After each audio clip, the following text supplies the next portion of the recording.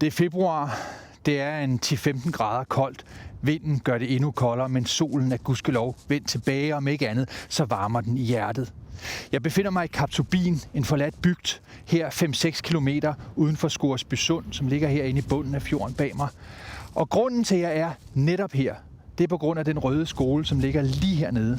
Eller rettere, de 8-13 internationale forskere, der har taget bolig i den skole den næste måneds tid. Jeg har fået lov til at være en del af forskerholdet og til at følge på nærmeste hånd, hvad det er for et arbejde, de har gang i, når de skal studere, hvordan isbjørnenes sundhedstilstand forholder sig, og hvad det er for nogle miljøskabte problemer, isbjørnene lider under. Og dermed, velkommen til Østgrønland. Velkommen til det her pragtfulde vejr, og velkommen til Jagtmagasinet. Vi rejste til over Island og frem til Konstabelpynt, hvorfra den sidste tur ind til Scoresbysund foregår med helikopter.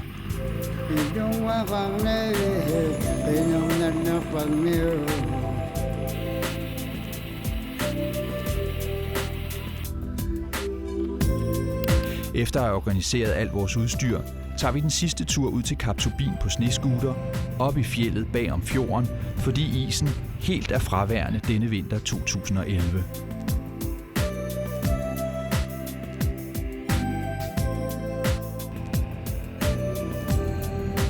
Vi må frem og tilbage i flere omgange, og allerede på den første tur krydser vi helt friske bjørnespor.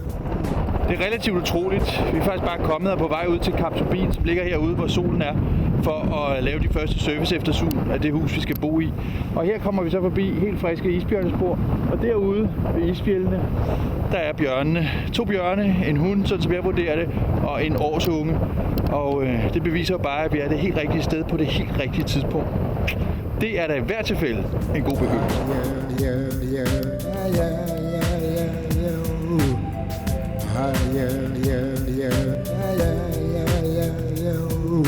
Skolen i Kaptubin har været lukket i snart en halv snesår, men med lokal ekspertise får vi efterhånden liv i centralvarmen og sat generatorstrøm på elanlægget.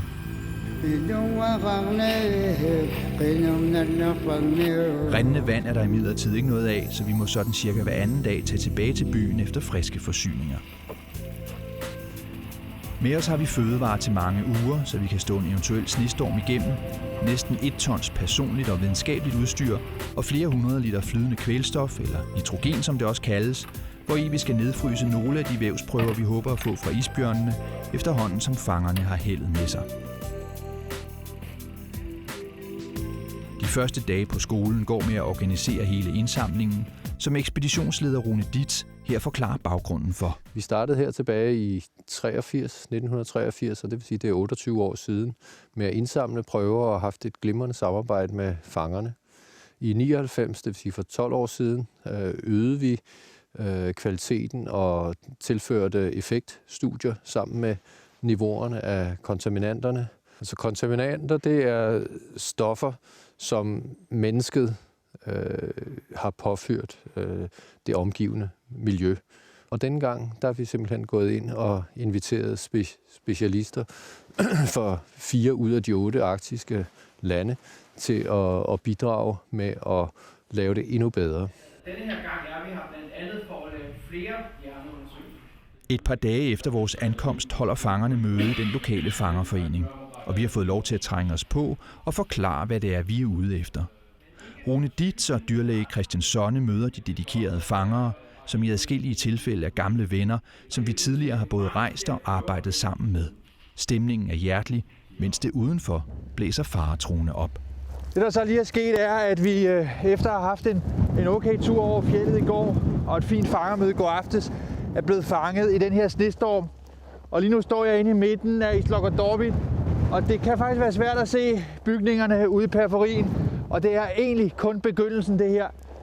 Det var meningen, at den her storm først skulle have ramt os senere på dagen, og at vi skulle have nået at komme over fjeldet og tilbage til vores kammerater. Men de må altså blive derude i Kaptubin, ude i Tågen og den gamle skole, hvor vi ikke længere kan se ud. Det holder et døgns tid eller så, og sådan er vejrforholdene altså i Grønland. Og der er kun én eneste ting at gøre, og det er at vende sig til det. For det her, det er for stort til, at noget menneske overhovedet kan stille noget som helst op. Og i mellemtiden, så kan dyrlægen og professoren og jeg nyde det søde liv herinde, og der er ikke andet end 100 meter ned til butikken, så vi kommer simpelthen ikke til at sulte på nogen måde. Sådan er livet så uretfærdigt.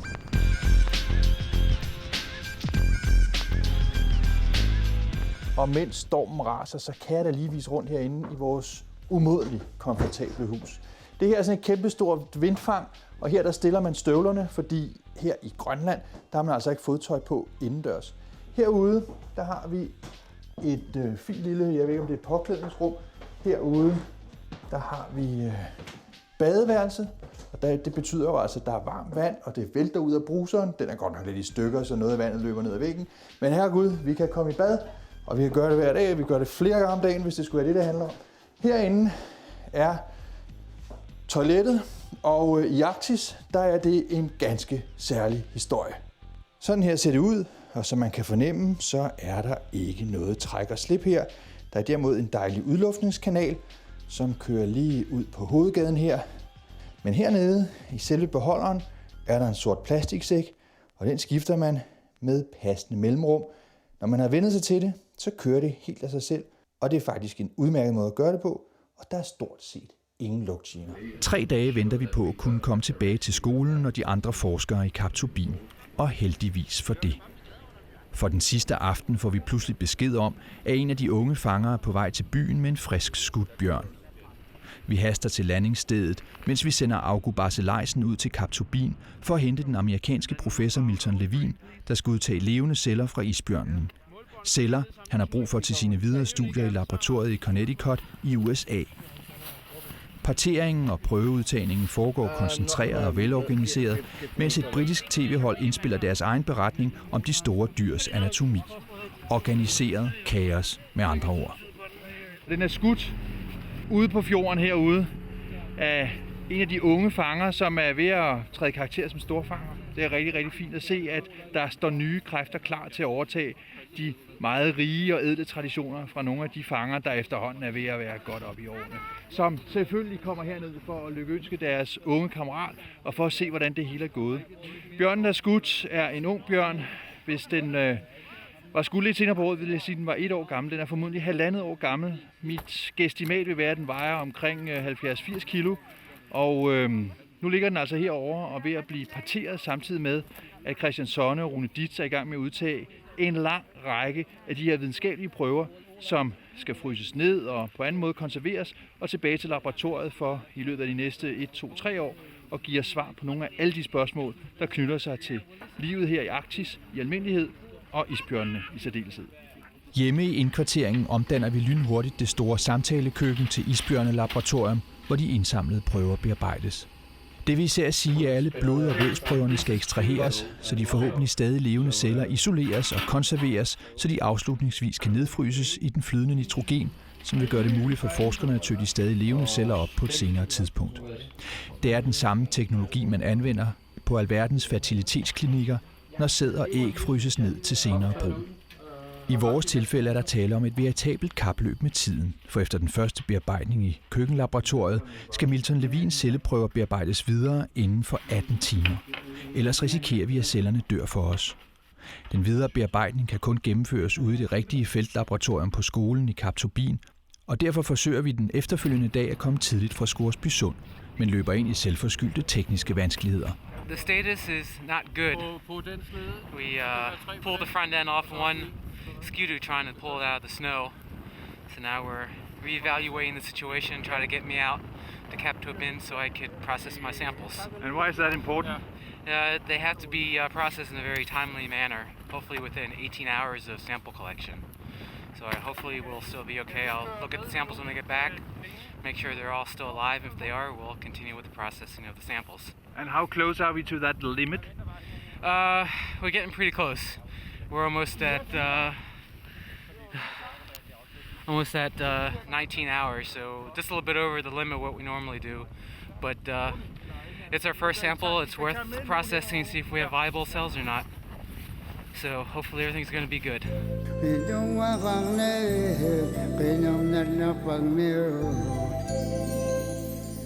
I år 2000 var jeg første gang i området her. Dengang handlede det også om isbjørneforskning, og dengang tog fangerne på lange rejser for at opsøge isbjørnene ude langs iskanten. Det var smukke dage, hvor hundene, frosten og den blå himmel blev rammen om en enestående rejse og tog isbjørne langt mod syd. Dette år er isen næsten fraværende her i Scoresbysund. Hundeslæderne benyttes kun til ture over land, og bjørnefangsten foregår nu fra jolle. Klimaforandringerne slår tydeligt igennem her højt mod nord.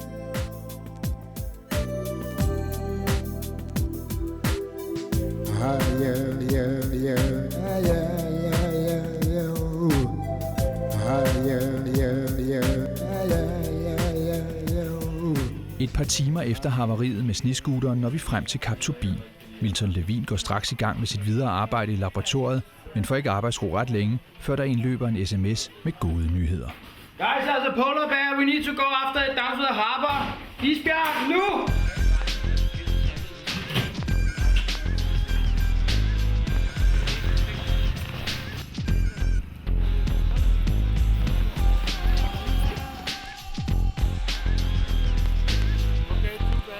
Hey, der kommer en bjørn mere.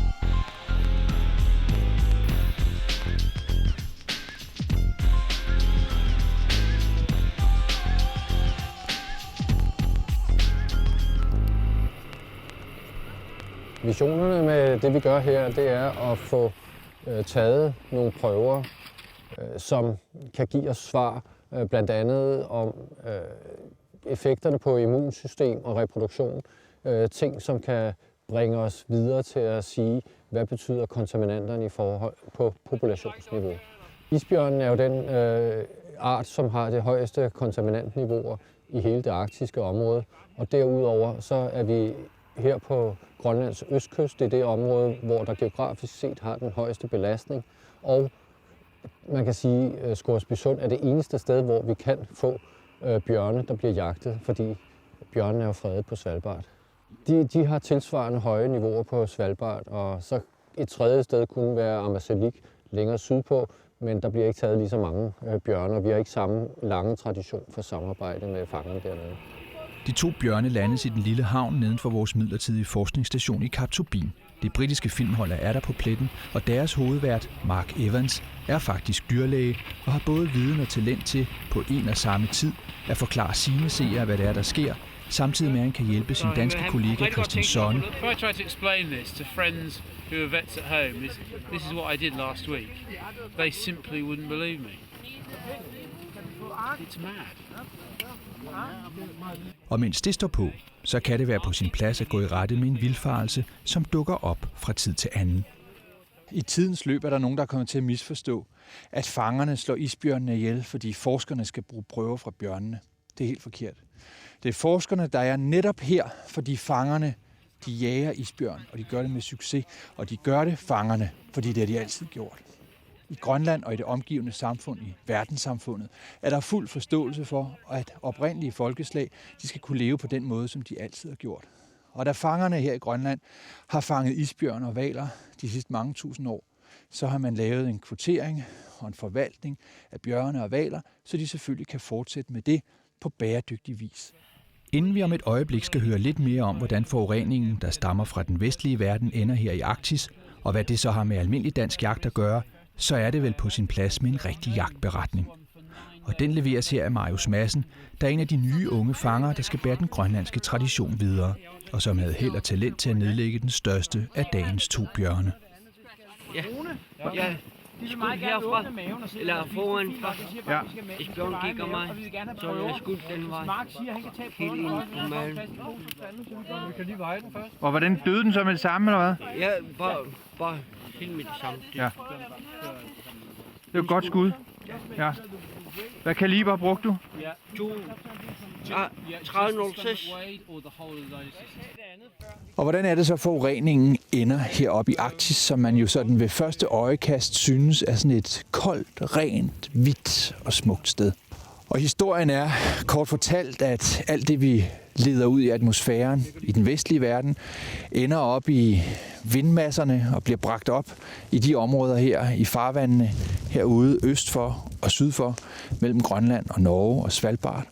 Og der udfældes det, og så indgår det i fødekæden, først i de små dyr, siden i de større dyr, og til sidst oppe i de dyr, som har den højeste position i fødekæden, det man kalder det højeste trofiske niveau. Og jo højere man kommer op, jo mere bliver den her biologiske forurening forstørret, fordi en bjørn æder mange tusind sæler, og en sæl har spist mange tusind fisk, og en fisk har spist tusinder og atter tusinder af bittesmå dyr. Og på den måde taler man om en bioforstørrelse af de her problemer, som ender i Arktis, og som bare bliver værre og værre, jo højere man kommer op i fødekæden.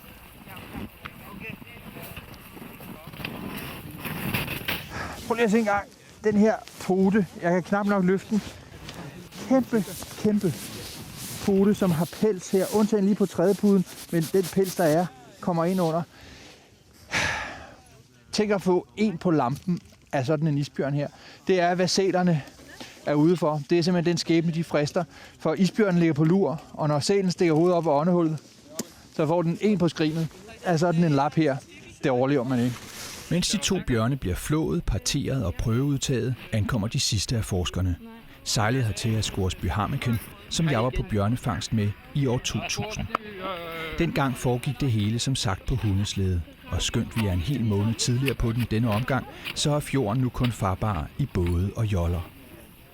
De nyankomne forskere stammer fra institutioner i Norge, Canada, USA og Danmark, og de kaster sig straks over arbejdet med at sikre prøver fra de 2 bjørne.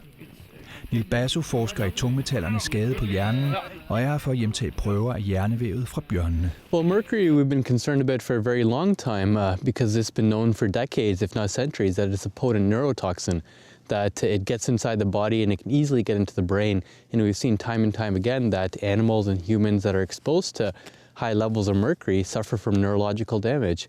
And it's of concern here in the Arctic because when we look at the polar bears and the seals and even the local people, they have some of the highest levels of mercury on the planet. But it's somewhat paradoxical because there is no source of mercury here. It's coming from far, far away, and it accumulates here in the Arctic. Altså endnu et skræmmende eksempel på, at stoffer, der stammer fra helt andre verdensdele, ender heroppe i Arktis. Forurening kender nemlig ingen grænser. Kanadiske Rob Ledger leder efter andre molekylære substanser i isbjørnene, og med god grund lige her på den grønlandske østkyst. Well, among polar bear subpopulations, it's well known that East Greenland polar bears contain some of the highest concentrations of virtually every bioaccumulative organohalogen pop.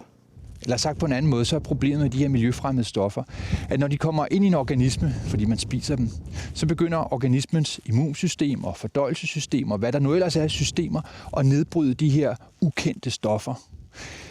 Det er tit sådan nogle lange molekyler, og de kan angribes fra forskellige vinkel af enzymer og hvad der nu ellers er inde i sådan en velfungerende isbjørne- eller menneskeorganisme. Og efterhånden som det er lidt sådan, at man klipper fra enderne og fra yderkanterne af de her komplekse molekyler, og efterhånden som der ryger en OH-gruppe af der og en kloringruppe af der, jamen så kommer de her miljøfremmede stoffer til at ligne noget, der i forvejen er inde i organismen, i isbjørnen eller i mennesket. Og det er rigtig slemt, fordi de fleste af de her miljøfremmede stoffer er bygget op som nogle molekyler, der i deres basale form ligner hormoner.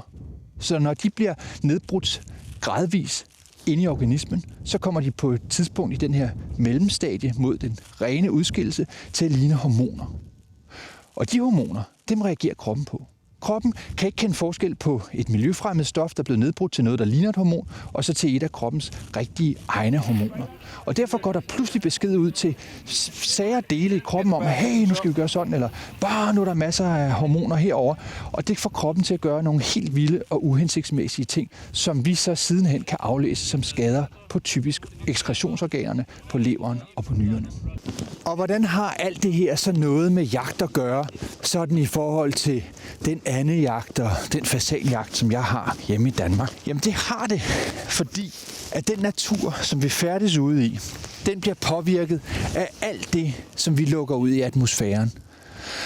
Og når der er ballade med atmosfæren heroppe i Arktis, så er det fordi, der også er det alle mulige andre steder, der hvor vi plejer at komme. De ting, som er problematiske i atmosfæren, de udfældes i søer, i vandløb, på markerne og indgår i fødekæden og ender i de dyr, som er en del af den oplevelse, vi har, når vi går på jagt. Enten fordi vi jager dyrene, eller fordi de dyr, vi jager, lever af alle de andre dyr, som bliver påvirket af forureningen.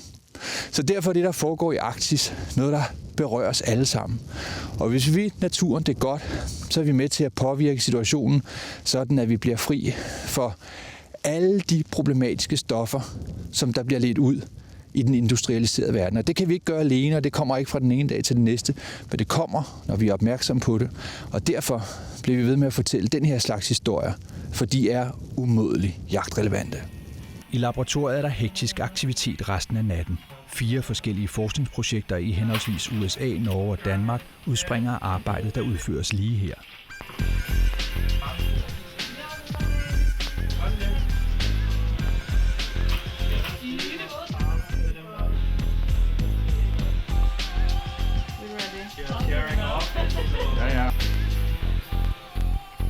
Men det vi kigger på, det er steroidhormoner i isbjørnene.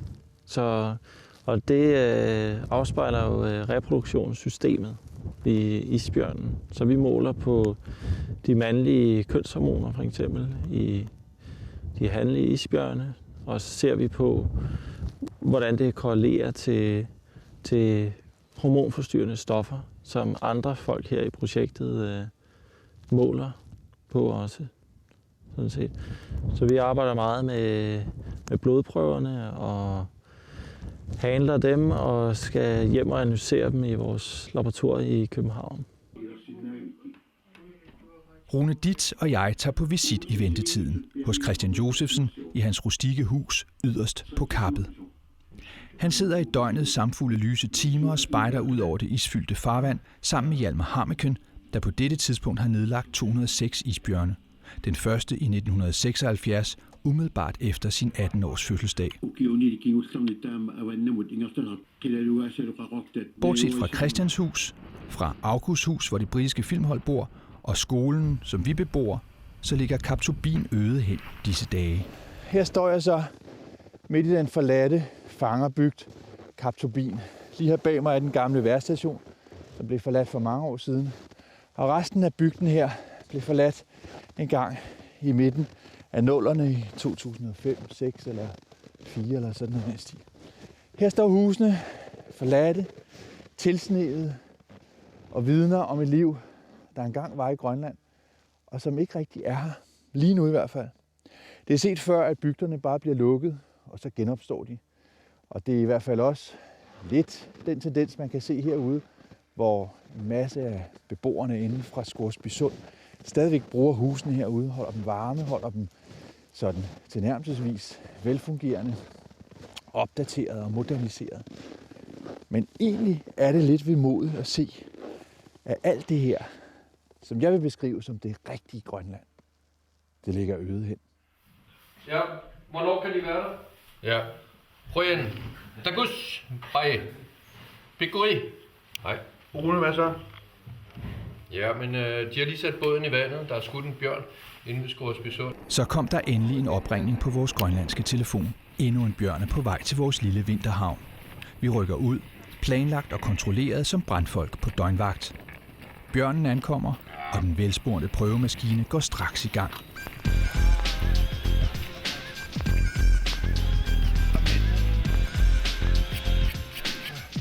Yderligere 5 bjørne fik vi prøver fra på denne næsten månedlange tur til den østgrønlandske kyst. Som altid var det en fornøjelse at arbejde tæt sammen med de lokale fangere, og som altid går der nu måneder og år, før forskningsresultaterne begynder at udkrystallisere sig. Det skal vi nok vende tilbage til, når den tid er inde. I mellemtiden kan det konstateres, at trods alle de dårligdomme, vi udleder i atmosfæren, så er der altså stadig isbjørne langs den østgrønlandske kyst. Og fangerne formår at tilpasse sig de nye klimatiske forhold, så fangsten kan opretholdes på samme niveau som de foregående år.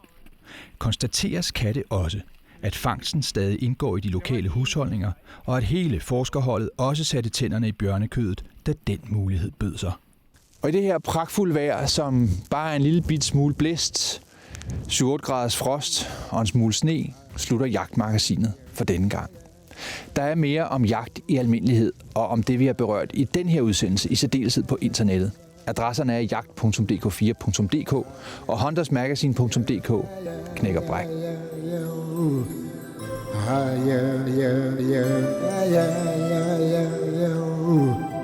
Yeah, yeah, yeah, yeah, yeah, yeah, yeah, yeah, ooh.